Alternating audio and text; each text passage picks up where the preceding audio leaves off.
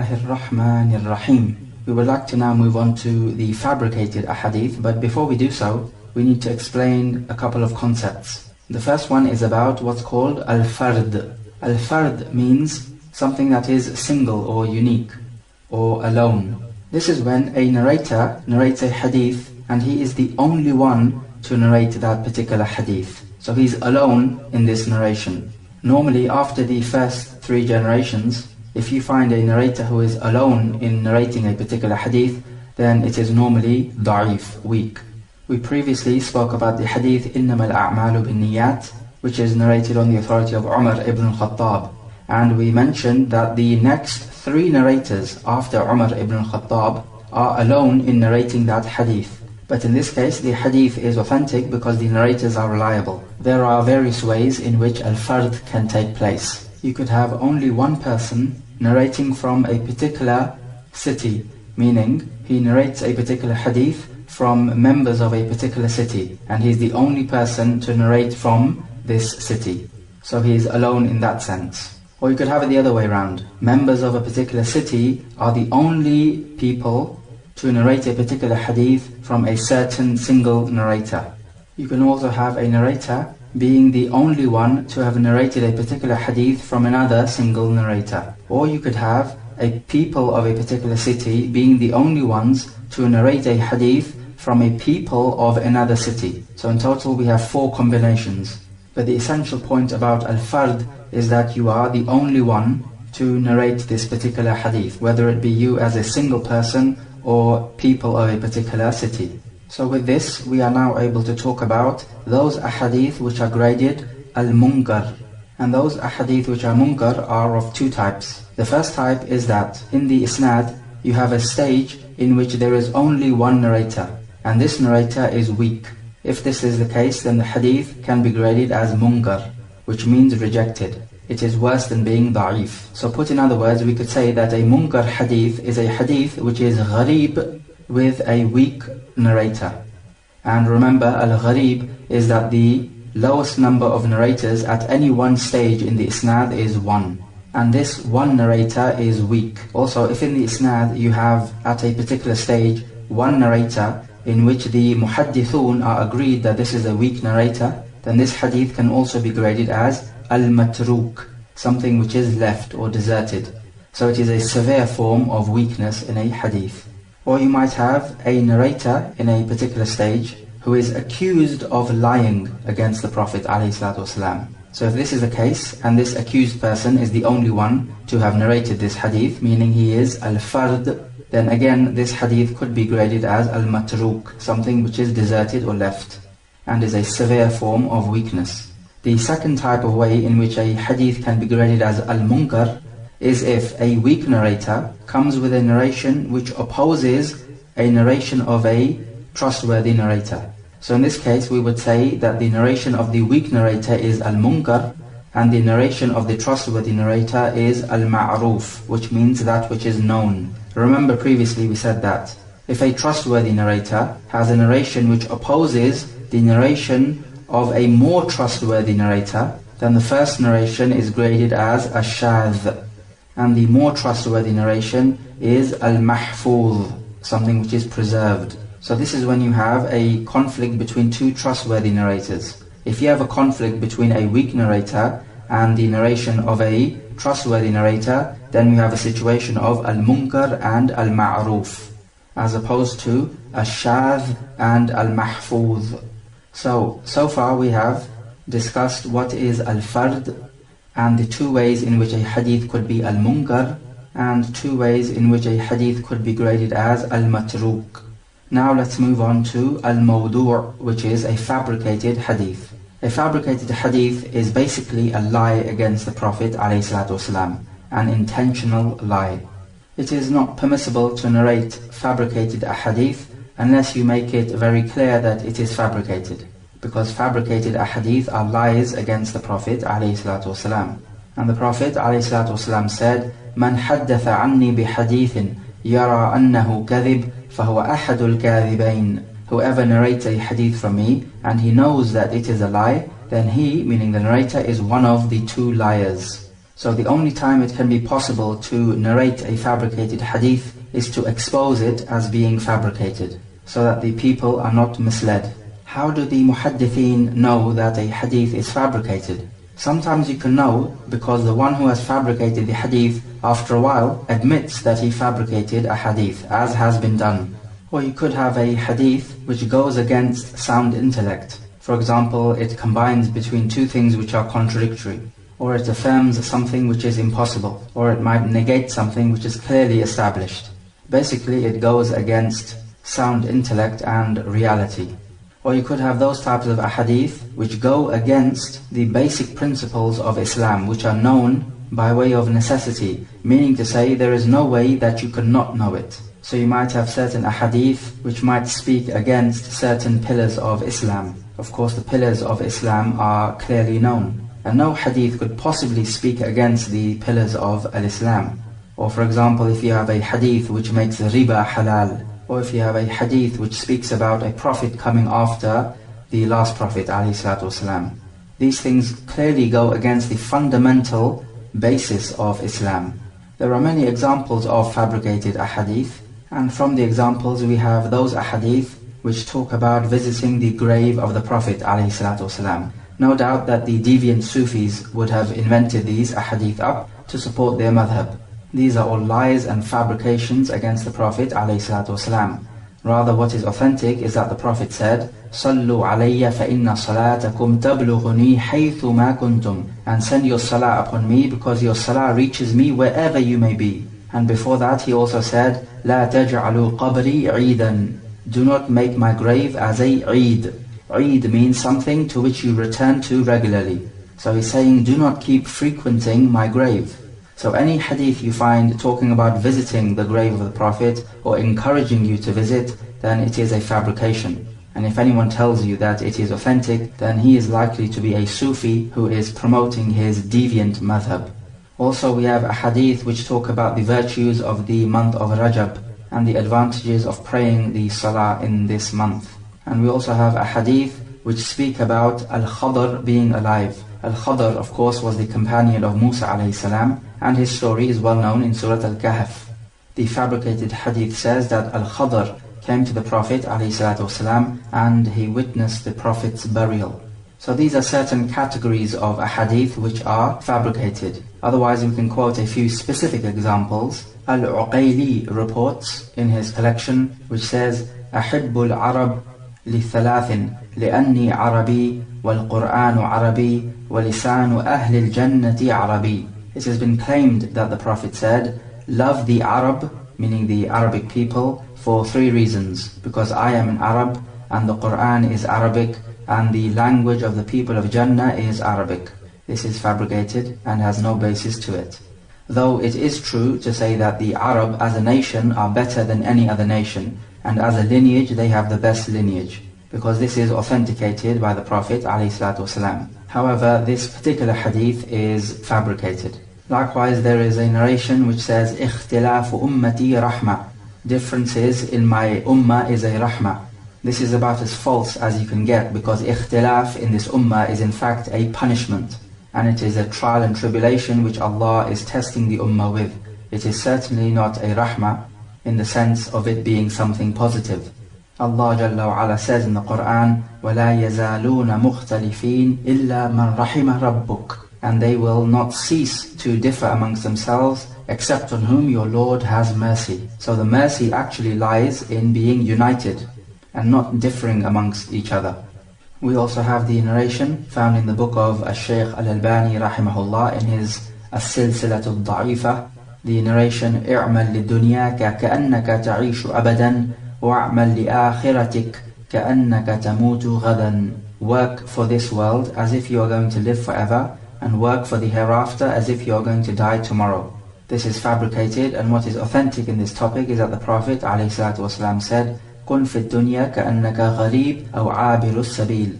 Be in this world as if you are a stranger or someone who is just passing through. There is another narration which says, حُبُّ الدُّنْيا رَأْسُ كُلِّ خَطِيئَةٍ. Love of this world is the head of every sin. No doubt we are not allowed to love this world and indulge in it excessively, but these words are not attributed to the Prophet ﷺ. Likewise, the narration Hubbul Watan min al-Iman, loving your country is from al-Iman. This hadith is calling to nationalism, which is from the call of the people of Jahiliyyah. And when the companions once uttered some words similar to nationalism, when the Muhajir from the companions called out Ya lal Muhajirin, and the Ansari called out Ya lal Ansar, when a Muhajir and an Ansari had an argument. So this was very similar to nationalism, each person calling his own people and completely disregarding the Islamic Brotherhood. So the Prophet ﷺ told them, أَفَبِدَعْوَ الْجَاهِلِيَّةِ وَأَنَا بَيْنَ أَظْهُرِكُمْ دَعُوهَا فَإِنَّهَا مُنْتِنَةٌ. Are you calling with the call of Jahiliyyah and I am amongst you? Leave it alone, meaning leave this call alone because it stinks. Likewise, we have a narration, خَيْرُ الْأَسْمَاءِ مَا حُمِّدَ وَعُبِّدَ. The best of names are those which have praise in them and slaveship in them, like Muhammad or Abdullah and so on. So this is a fabrication against the Prophet ﷺ. There is also the narration that it has been reported that the Prophet naha an bay'in wa shart. He forbade a sales transaction with a condition stipulated to it. Again, this is fabricated. There is also a narration in which he is reported to have said, يَوْمُ صَوْمِكُمْ يَوْمُ نَحْرِكُمْ. The day of your fast is the day of your sacrifice, or the nahar. So this narration is telling you to fast on the day of Eid. However, the Prophet ﷺ, in what is authentically narrated from him, forbade fasting the Eid al-Fitr, Eid al-Adha, and the 3 days of At-Tashriq, because these are all days of Eid. The only day of Eid in which you are recommended to fast is Yawm Arafah. Yawm Arafah is an Eid. However, on this day you are recommended to fast because it expiates your sins from the previous year and the remaining year. There have been many books written exposing the fabricated ahadith, and from them, Al-Mawdu'at Al-Kubra, from Imam Abdurrahman ibn al-Jawzi. However, the scholars have said that in this book, there are those ahadith which are not fabricated, in fact they are authentic. So they have said that do not give any consideration to any hadith which Imam Ibn al-Jawzi says is mawdu', because he all too readily makes a hadith mawdu' when in fact it is not. However, his book Al-Mawdu'at Al-Kubra, the major fabricated ahadith, is a well-known book. There is also a book Al-Fawaid Al-Majmu'a fil Ahadith Al-Mawdu'a, collection of benefits from fabricated ahadith. Imam Al-Shawkani rahimahullah authored this book. Again, he has included some ahadith which are not false and graded them as fabricated. There is also the book Tanzih al-Shari'at al-Marfu'a an al-Ahadith al-Shani'at al-Mawdu'a, which translates to removing the raised sharia from the ugly fabricated ahadith. This is authored by Ibn Iraq and is extremely comprehensive on the topic. So the question is, who are these fabricators and why would they want to fabricate ahadith? Some of the well-known fabricators are, giving their names, Ishaq ibn Najih al-Malati, and also Ma'mun ibn Ahmad al-Harawi, and also Muhammad ibn al-Sa'ib al-Kalabi, and al-Mughira ibn Sa'id al-Kufi, and Muqatil ibn Sulaiman, and al-Waqidi ibn Abi Yahya. These are amongst the most famous ones. Likewise, you can have groups of people who are known to fabricate ahadith. And these are firstly the Zanadiqa, plural of Zindiq. These are the extremely heretical types of people. And from the ulama are those who say they are basically hypocrites, munafiqun. They have all the reason in the world to fabricate ahadith. Why? Because they want to corrupt the aqidah of the Muslims.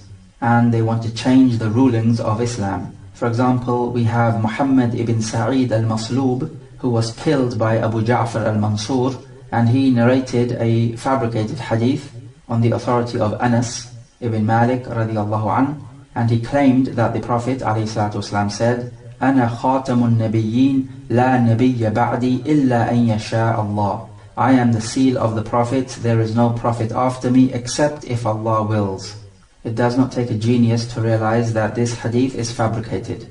We also have the fabricator Abdul Karim ibn Abil Awja, who was killed by one of the Abbasi rulers in Al-Basra. And when the ruler came to kill him, he shamelessly bragged I fabricated 4,000 ahadith amongst you, making haram what is halal and making halal what is haram. And it has been said that the Zanadiqa have fabricated against the Prophet ﷺ in total 14,000 ahadith. May Allah curse the Zanadiqa of the past and the present. The second category of people are those who want to find favor with the rulers. So they'll make up some ahadith to please the ruler.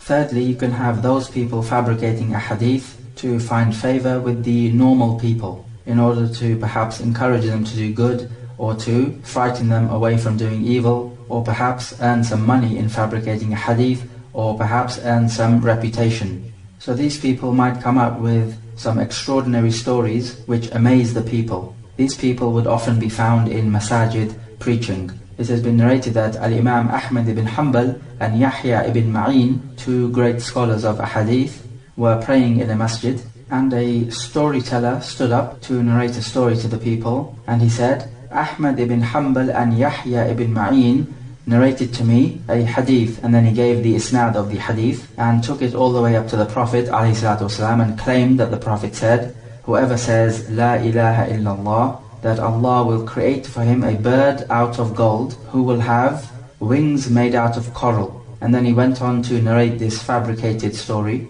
and when he finished this story, he went around taking money from the people. So when he came to Yahya ibn Ma'in and Ahmad ibn Hanbal, who were in that masjid, Yahya ibn Ma'in asked him, who narrated this story to you? And the fabricator said, Yahya ibn Ma'in and Ahmad ibn Hanbal narrated this to me. So he said, but I am Yahya ibn Ma'in, and this besides me is Ahmad ibn Hanbal, and we have never heard this story from the Prophet ﷺ. So this fabricator said, I know 17 people who are called Yahya ibn Ma'in and 17 others who are Ahmad ibn Hanbal. So you are not the only ones with that name. So Ahmad ibn Hanbal put his sleeve on his face and he said to the people, leave him, O people, meaning do not take from him. So we find that this fabricator was exposed, but look how he tries to lie his way out. Fourthly, we can have those people who are extremely passionate and eager about this deen, and they make up a hadith which talk about the virtues of Islam, like keeping away from luxuries of this life and so on. And they want to encourage the people to give up this world and stick to this deen. For example, Abu Usma Nuh ibn Abi Maryam says that he fabricated a hadith which speak about the virtues of every surah of the Quran, surah by surah. And he says that he fabricated these hadith because he saw the people were taking more interest in the fiqh of Abu Hanifa and the maghazi, which are the battles of the Prophet ﷺ, written by Ibn Ishaq. So he wanted to draw the people back to the Quran, and so he fabricated these ahadith. Fifthly, we can have those people who are fanatical about their particular madhab, or perhaps their particular country, or even their particular shaykh, and hence they would fabricate a hadith supporting whatever they want to support. One person called Maysara admitted that he fabricated 70 ahadith speaking about the virtue of Ali ibn Abi Talib radiallahu anhu. You would often find the Rawafid Shia and the Sufis being famous for fabricating ahadith which support their madhab. Let us now move on to talking about al-jarh wa ta'dil. Al-jarh in the language means when you injure someone, but in the technical terminology of the muhaddithin, it's when a muhaddith describes a narrator of a hadith so as to say that a hadith cannot be accepted from him. So he may say something like, huwa kadhab, he is a liar, or he is a fasiq, an evildoer, or he is da'if, he is a weak narrator, or he is laysa bithiqa, he is not trustworthy, or la yu'tabar, he is not to be considered, or la yuktabu hadithu, his ahadith should not be written down. So words to these effect, which are basically saying that his narrations are not to be accepted. Al-jarh is of two types, mutlaq and muqayyad. Mutlaq means in the absolute sense, muqayyad means in the restricted sense. So the first one, which is al-jarh al-mutlaq, the absolute jarh, is when a muhaddith describes a narrator as being someone whose narrations cannot be accepted in all cases, meaning it is unrestricted. So he's just a weak narrator, full stop. As for the al-jarh al-muqayyad, the restricted jarh, This is when a muhaddith will say that this narrator is reliable and can be taken from, except when he narrates from a certain person or a certain people. For example, Al-Hafidh bin Hajar says in his book At-Taqrib about the narrator Zayd ibn al-Habbab, and Imam Muslim has narrated a hadith from him, and Ibn Hajar says he is a truthful person, but he makes mistakes when he's reporting from Sufyan al-Thawri. So basically he's truthful and his narrations are accepted, except when he narrates from Sufyan al-Thawri. So in that case his narrations are not accepted. Likewise, it has been said of the narrator Ismail ibn Ayyash that Imam Ahmad and Ibn Ma'in said that he is thiqah, a trustworthy narrator. And Imam al-Bukhari said that he is trustworthy when he's narrating from the people of Ash-Sham. But when he is narrating from the people of Hijaz, then his narrations cannot be accepted. So he's trustworthy when he narrates from the people of Sham, but when he narrates from the people of Hijaz, then his narrations are not to be accepted. Or perhaps a narrator could be majruh, meaning he has al-jarh made on him, when he reports certain types of ahadith. So for example, they could say that a certain reporter is da'if, is weak, when he reports a hadith pertaining to the descriptions of Allah Jalla wa Ala. But other than that, he is authentic. There are differing levels of al-jarh. The highest of them, meaning the worst of them, is if a muhaddith describes the narrator as akdhabun nas, the most lying of people. Or he might say ruknul kadhib, he is a pillar of lying. The next level down, a narrator might be described as kadhab, one who lies a lot, or wadda', one who fabricates a lot, or dajjal, one who deceives a lot. And the least of the levels of jarh, meaning the easiest one, is if a muhaddith describes the narrator as being sayyi'ul hifz, having a bad memory, or he says fihi maqal, that people have spoken some negative comments about him. And in between these three levels which we have mentioned, there are many other levels which the muhaddithin have spoken about. But if a scholar makes a jarh of a narrator, can it be readily accepted?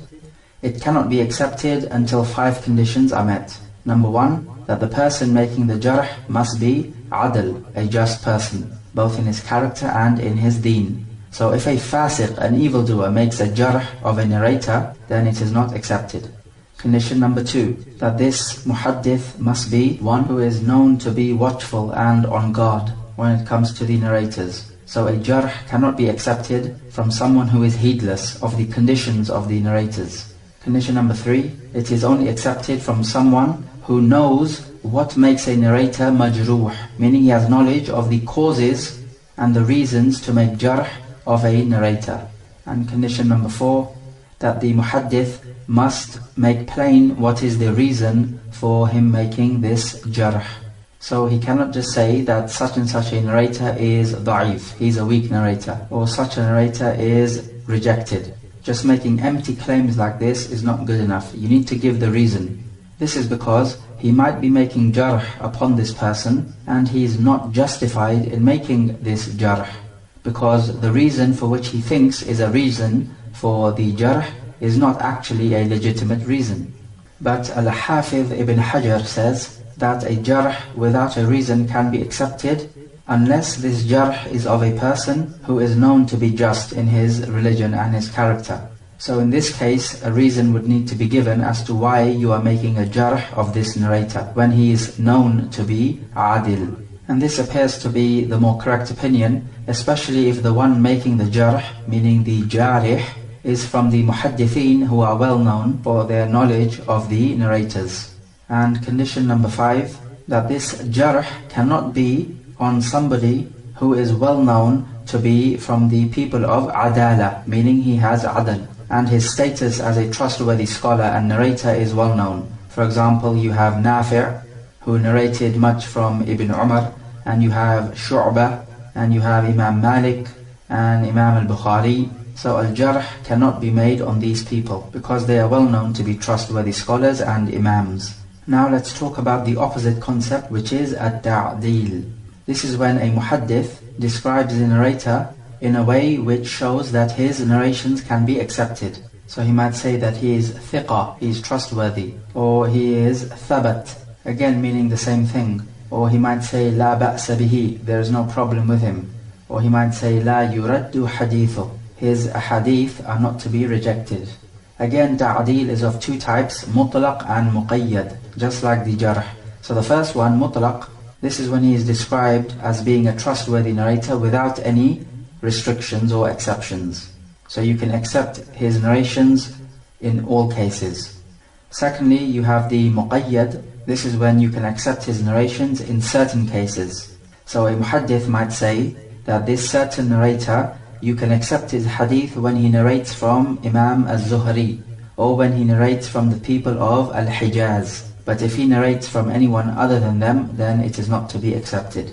As for the levels of at-ta'deel, then the highest of them, and this is the best description, is if a muhaddith describes a narrator as being awthaqun nas, the most trustworthy of people. Or they might say, ilayhi al-muntaha fit tathabbut, he has the most extreme level of trustworthiness. Then a level below that would be that he might be described as thiqa, very trustworthy, or thiqa thabit. This is like the one who is trustworthy and makes sure about what he says. And the lowest level of description for the one who is accepted is like a muhaddith might describe a narrator as salih, righteous, or muqarib, someone who is close, meaning his narrations are close enough to be accepted. Or they might say yurwa hadithu, his hadith can be narrated. And between these three levels which we have quoted, there are many other levels which the muhaddithin have made clear. A ta'deel is not accepted from anyone except if four conditions are met. And these are: number one, that the one making ta'deel must be adil, just like the condition with the jarih. And condition number two is the same as the one in the jarh, that he must be on guard and watchful about the conditions of the narrators. So he must not be someone who is heedless and can be easily fooled about the condition of a narrator. So basically he's someone you cannot pull the wool over his eyes. Condition number three, he must be knowledgeable about what makes a narrator acceptable. So you cannot say that a particular narrator is acceptable and you don't even know the causes which make a narrator acceptable. And condition number four, that this ta'deel must not be on someone who is known to be a weak person or a liar or an evildoer, because then this ta'deel is given no consideration. So now the final question we have to ask ourselves is that, what happens if we have a conflict between a ta'deel and a jarh? So one scholar of hadith says that a narrator is acceptable, and another scholar of hadith says that a narrator is not acceptable. So one says he is thiqa, and the other one says that this very same person is da'if. There are four states in this. State number one, that both the mu'addil and the jarih, meaning the one making ta'deel and the one making the jarh, do not give their reasons for making their ta'deel or their jarh respectively. Then in this case, either you could say that if the person making the jarh did not give his reasons, then his jarh cannot be accepted. So in this case, you're left with the only choice to accept the ta'deel of the mu'addil. However, if you go along with the opinion of Al-Hafidh ibn Hajar, and you say that a jarh can be accepted without the reasons, especially if the one making a jarh is a well-known muhaddith, then in this case you have a genuine conflict between al-jarh and al-ta'deel. So in this case you would have to look at which of these two muhaddithin is more knowledgeable about the conditions of the narrators and about the causes of al-jarh and al-ta'deel. Or you could look a bit more widely, and if you find that more scholars have made jarh than have made ta'deel about a particular narrator, then you might take from the majority, because they are likely to be correct. The second condition is that both of them, meaning the mu'addil and the jarih, have given explanations for their decision. So they have said why they have made either ta'deel or al-jarh. So in this case, we will take from the jarih, the one who has made the jarh, because with the jarh in this case, we have more knowledge. This is the case unless the mu'addil can counteract the jarh. For example, he might say, yes, it's true that this narrator used to drink wine. However, it is also known that he repented from drinking wine, and therefore he is adil. So in this case, now the mu'addil has given more knowledge. So we take from the mu'addil. Case number 3, that the mu'addil does not give a reason for his ta'dil, but the jarih gives a reason for his jarh. In this case, the situation is easy and we take from the jarih, because he has given us more knowledge and information. And case number 4 is the opposite to case number 3. The jarih has not given us the reason, but the mu'addil has given us the reason. So this is clear enough. We take from the mu'addil, because we are obliged to take from the one who has given us more information and has justified his case. Let us now move on to another classification of ahadith. And in this classification we discuss to whom the chain of narrators leads up to. And there are 3 categories in this: al-marfu', al-mawquf, and al-maqtu'. So let's go through each of these. Number 1, al-marfu'. In the language this means raised. And technically these are those ahadith which go all the way up to the Prophet ﷺ. So these would be things like the Prophet said such and such, or the Prophet did such and such. And the marfu' narrations are divided into 2 types. Type number 1, those which are clearly marfu'. These are the narrations which say the Prophet said such and such, or he did such and such, or he acknowledged such and such. Or those narrations which describe his physical appearance or his character. An example of a marfu' narration with his statement is like the Prophet ﷺ saying, "Man amila amalan laysa alayhi amruna fahuwa rad." Whoever does an action which is not in accordance with the matter of ours, meaning al-Islam, then it is rejected. So these words are quoted from the Prophet ﷺ. An example of his action which is marfu' is when Aisha radiallahu anha says, كان النبي صلى الله عليه وسلم إذا دخل بيته بدأ بالسواك. When the Prophet ﷺ would enter the house, the first thing he would do is to brush his teeth with the siwak. So this is not a statement of the Prophet, but it's a physical action. However, it is graded as marfu' because it is directly from the Prophet. An example of his acknowledgement, the hadith in the Sahih, when the Prophet ﷺ asked the slave girl where Allah is, and she said, in the highness, fi sama', and the Prophet ﷺ said, أَعْتِقْهَا فَإِنَّهَا مُؤْمِنَةٌ. Free her because she is a believer. So the point is that the Prophet acknowledged that Allah is in the sama', in the highness. Likewise, if we have something which is done at the time of the Prophet ﷺ, and the Prophet kept quiet over it, then whether he knew about it or not, we say this is an acknowledgement that whatever the action was, it is permissible. Because if the Prophet did not know about it, then Allah Jalla wa'ala certainly did.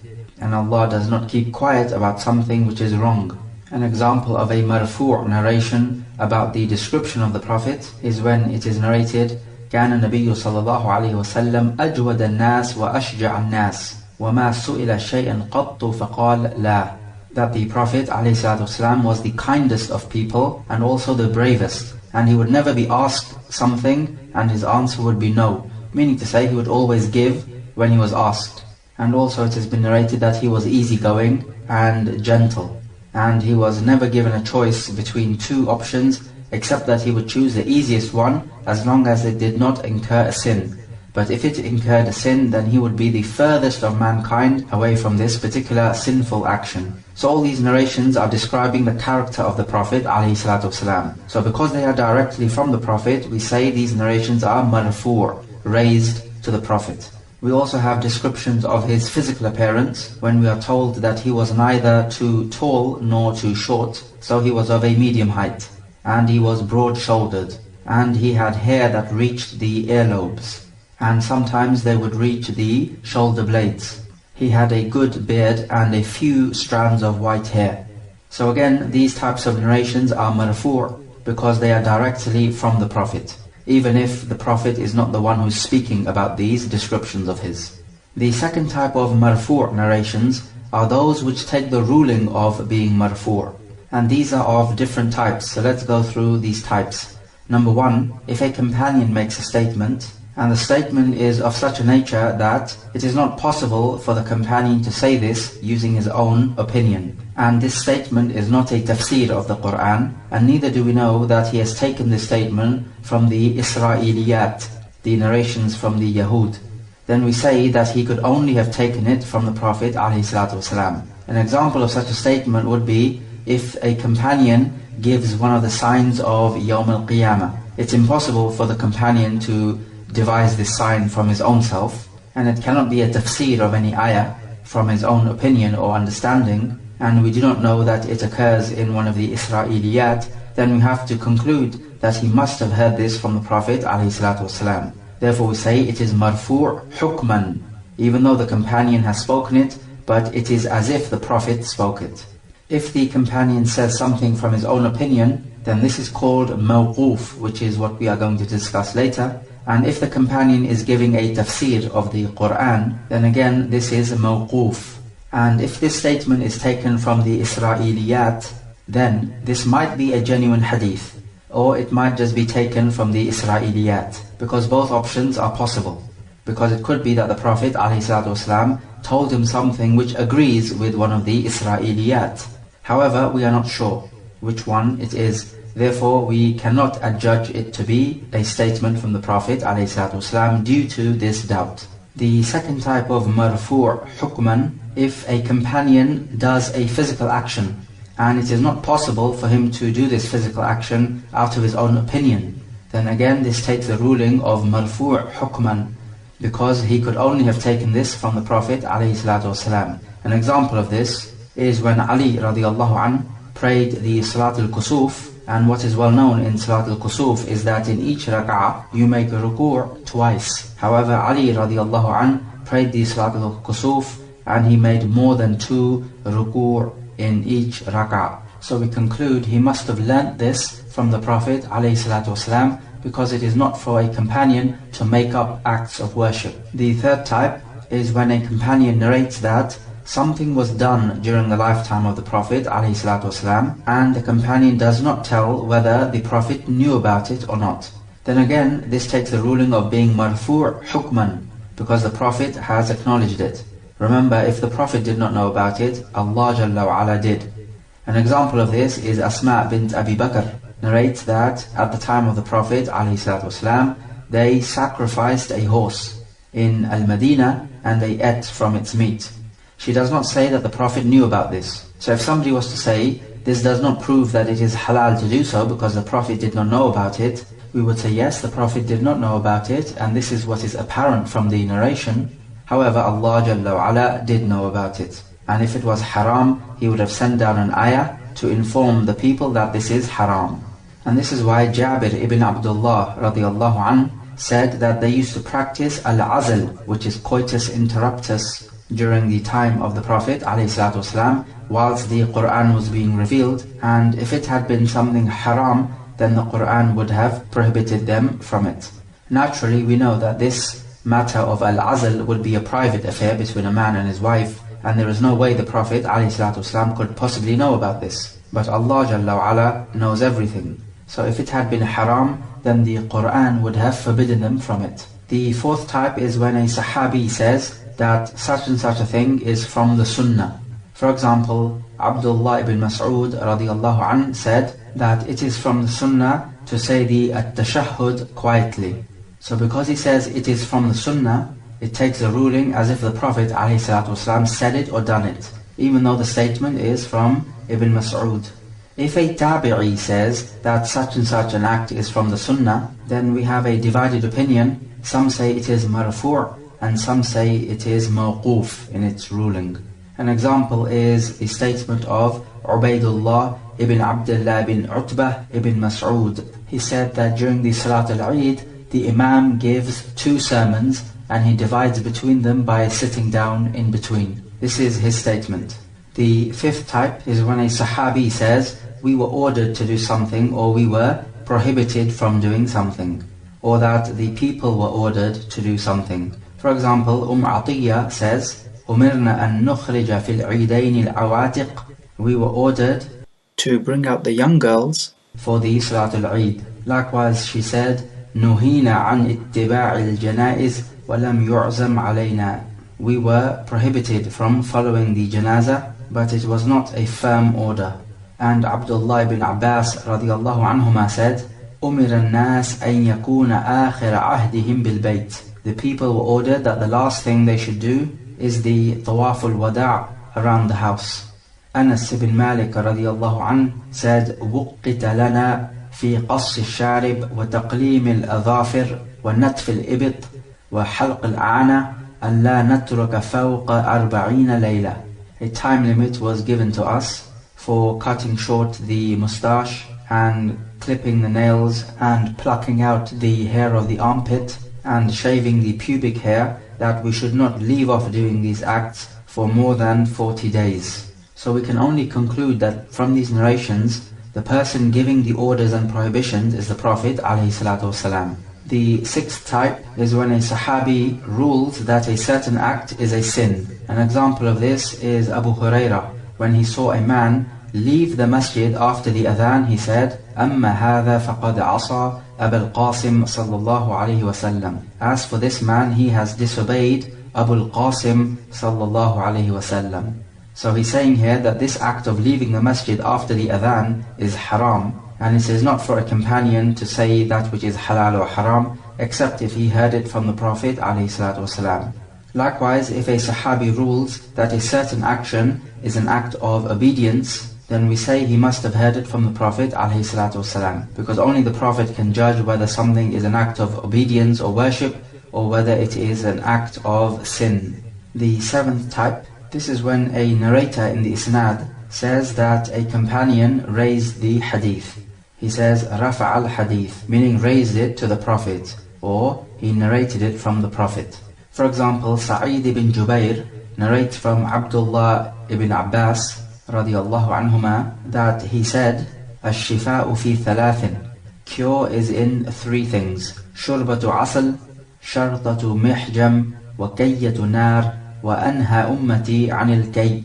That the healing is in drinking honey and performing hijama and branding yourself with fire, and I forbid my ummah from branding themselves. And he said, after narrating this, رفع الحديث, he raised the hadith, meaning Abdullah ibn Abbas quoted it from the Prophet ﷺ. Likewise, we have Sa'id ibn al-Musayyab reporting from Abu Hurairah radiyallahu anhu, in which he said, al-fitratu khams, that there are 5 elements from the fitrah, which is your deen.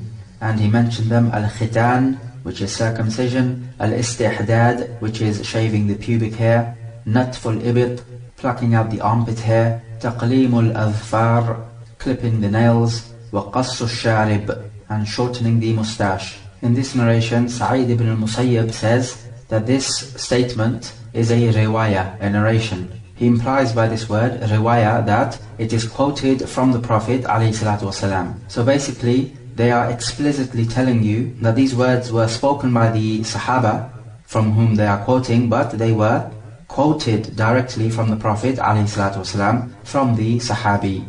So these are the 7 types of ways in which a narration can be marfu' hukman, as opposed to marfu' sarihan, clearly marfu'.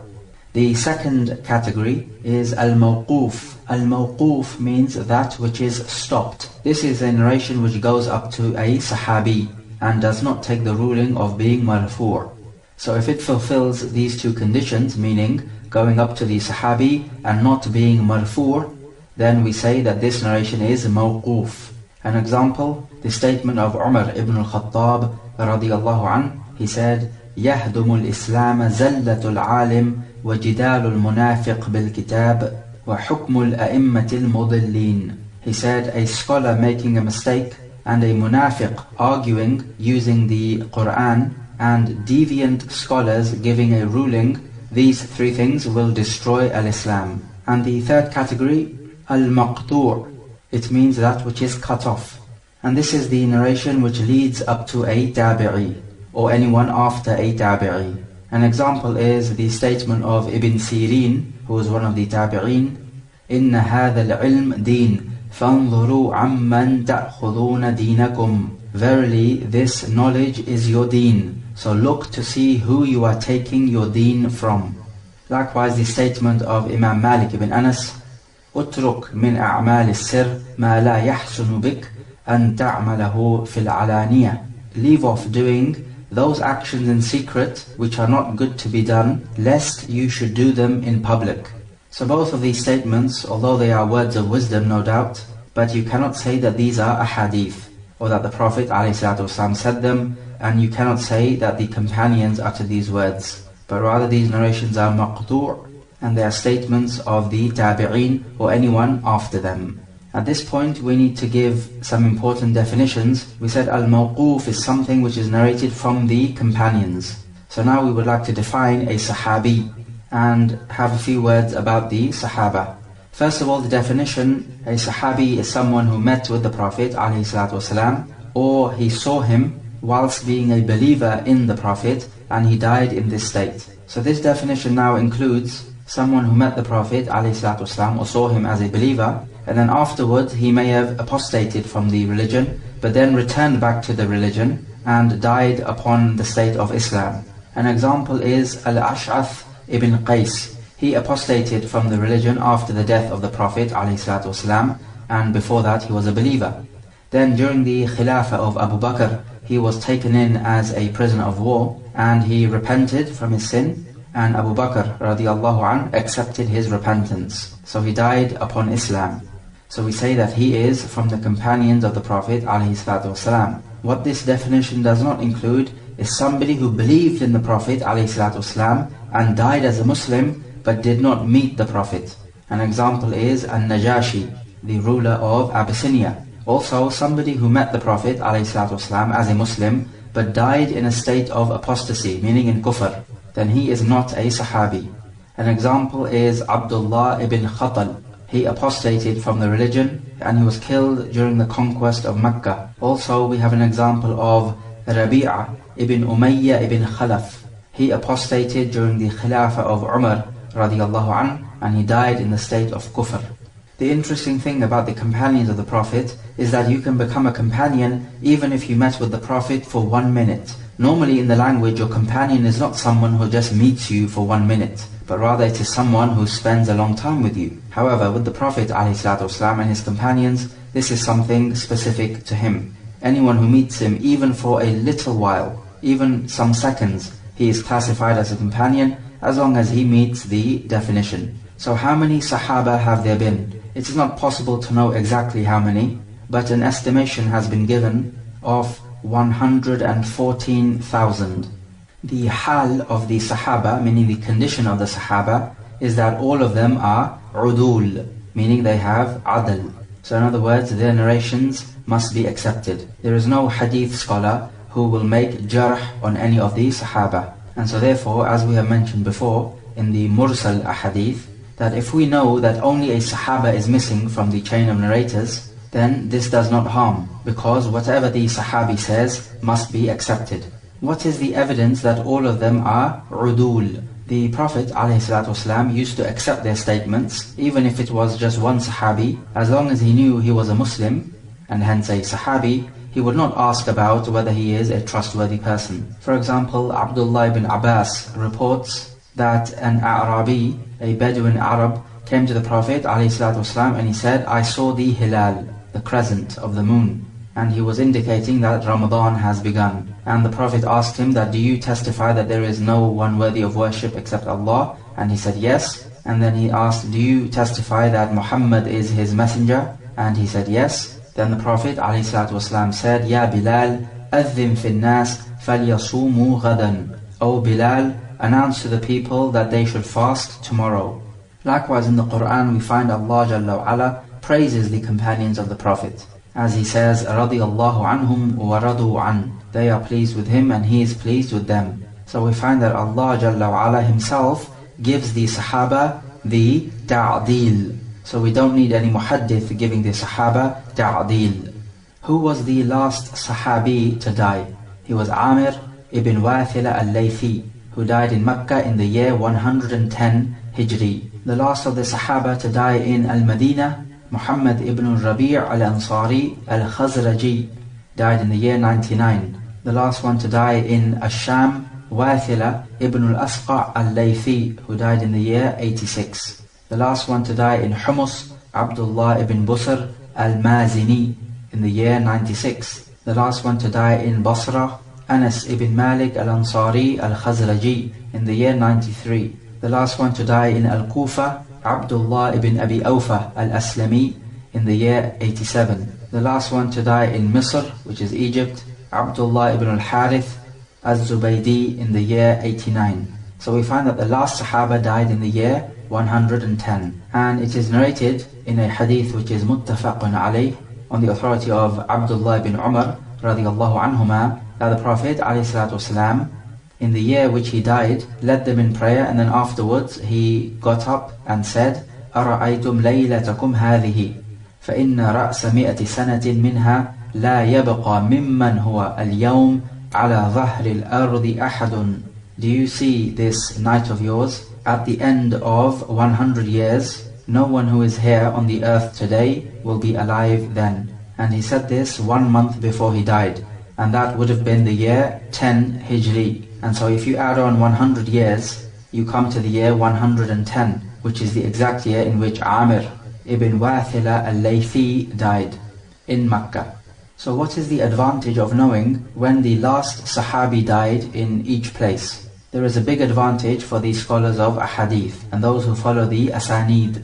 The first advantage is that anyone who died after the last year in which the Sahabi died in the respective place, then if he claims that he is a Sahabi, then it is not to be accepted. The second advantage, anyone who did not reach the age of At-Tamyiz before the death of the last Sahabi in the respective places, then if this person claims that he narrated from the Sahaba, then this is not to be accepted. Because when a person receives a narration, he needs to be at least at the age of At-Tamyiz, which is the age at which you can make a difference between right and wrong. And this is when you've completed 7 years of age. So anyone accepting or hearing a hadith before that age, then this is not accepted from him. Now let us talk about those Sahaba who have narrated the most ahadith. And we'll give the top 7 Sahaba and we'll count them down. Number 7, Abu Sa'id al-Khudri radiyallahu anh, he narrated 1,170 ahadith. Number 6, Jabir ibn Abdullah radiyallahu anhuma, narrated 1,540. Number 5, Abdullah ibn Abbas radiyallahu anhuma, narrated 1,660. Number 4, Aisha radiyallahu anha, narrated 2,210. Number 3, Anas ibn Malik radiyallahu anh, narrated 2,286. Number 2, Abdullah ibn Umar ibn al-Khattab radiyallahu anhuma, narrated 2,630. And number 1, Abu Hurairah radiyallahu anh, ahead by a mile with 5,374. So these are the Sahaba who have narrated more than 1,000 ahadith.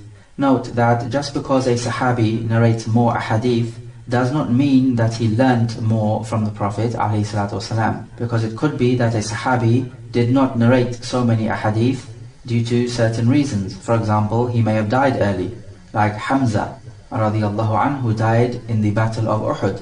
Or it might be someone who was more occupied with something more important, like the Khulafa. As for somebody like Abu Bakr radiyallahu anh, then not only did he die early, but also he was involved with the Khilafah. And there could be other reasons that a companion did not narrate many ahadith. But the point is that just because a companion narrates more ahadith does not necessarily mean that he is more knowledgeable than anyone other than him, who has narrated less. Next, we talk about someone who is Al-Mukhadram. Al-Mukhadram is someone who believed in the Prophet during the lifetime of the Prophet and died upon Islam but did not meet the Prophet. So they are not Sahabi nor are they Tabi'i. And some ulama have said that they are classified as the major Tabi'in. And some ulama have also said that their number reaches about 40. And examples from them, Al-Ahnaf ibn Qais, Al-Aswad ibn Yazid, Sa'ad ibn Iyas, Abdullah ibn Uqaym, Amr ibn Maymun, Abu Muslim al-Khawlani, and Al-Najashi, the king of Al-Habasha. If a Mukhadram reports a hadith, then what do we say about this? We say if he is quoting from the Prophet ﷺ, then definitely he did not hear it from him. So we say it is Mursal. And it is not Mursal as-Sahabi, where when you know that only a Sahabi is missing. We say it is Mursal at-Tabi'i, that the one who is missing is someone who is below the level of a Sahabi, so we don't know his state, whether he's acceptable or not. In other words, we have somebody missing from the chain and we don't know his condition. Therefore, upon this, we say it is weak. And from the ulama are those who say that the mursal from the major tabi'een can be accepted, and the mukhadram is from this type. Next, we talk about at-tabi'i. A tabi'i is someone who met with a companion believing in the Prophet ﷺ and died as a Muslim. So this definition is parallel to the definition of a sahabi. The number of tabi'een cannot be ascertained. However, they are of three types: kubra, sughra, and wusta. The major tabi'een, the minor tabi'een, and the ones in the middle. So the major ones are those tabi'een who have the majority of their narrations from a companion. So the majority of what they report is taken directly from a companion, as opposed to a non-companion. Examples: Sa'id ibn al-Musayyab, Urwa ibn Zubayr, and Alqama ibn Qais. And then we have the smaller tabi'een. These are people where most of their narrations are from another tabi'i, meaning not from a companion. And these people only met with a small number of companions. So this is why we say they are the smaller tabi'een. Examples: Ibrahim al-Nakha'i, Abu Zinad, and Yahya ibn Sa'id. And then we have the middle category. These are people who narrated much from the companions and the major tabi'een. So they narrated much from two categories of people. Examples: Al-Hasan al-Basri, Muhammad ibn Sirin, Mujahid, Ikrimah, Qatada, Al-Sha'bi, Al-Zuhri, Ata, Umar ibn Abdul Aziz, and Salim ibn Abdullah ibn Umar ibn al-Khattab. Let us end off with some review questions. Question number 1. Give the two types of munkar hadith. Question number 2. Give the 5 conditions for a jarh to be valid and the 4 conditions for a ta'dil to be valid. Also define what jarh and ta'dil mean. And finally, define what marfu', mawquf, and maqtu' narrations are. Also justifying when a mawquf narration can take the ruling of a marfu'.